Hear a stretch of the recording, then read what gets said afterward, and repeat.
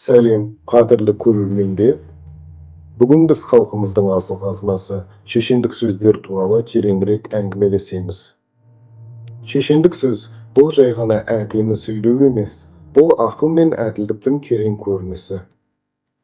Ерте заманда би шешендер дау жанжалды әділ сөзбен шешіп отырған. Бұлардың әрбір сөзі тарихтың терең бейнесі болып табылады. Төле би, төбең бір болса, төбедегі келер, елің бір болса, жаудағы келер.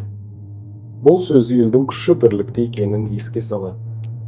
Қазыбек би, біз қазақ деген мал баққан елміз, ешкімге жай жатқан елміз.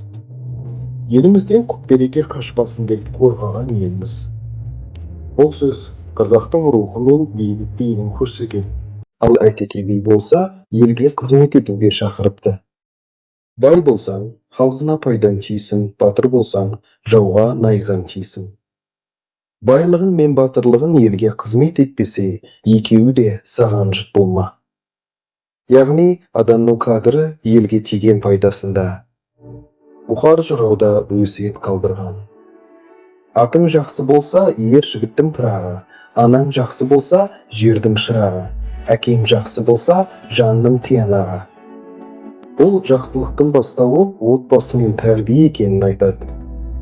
Достар, шешендік сөз ұлт рухының биігі. Онда тарихта, тәрбиеде, өмір сабағы да бар. Есіңде болсын, ата сөзі ақылдың кілті, би сөзі елдің бірлігі. Өлгендерімізге рахмет. Ұлттық мұрамызды бірге дәріптейік. Каналға жазылып пікір қалдыруды ұмытпаңыздар.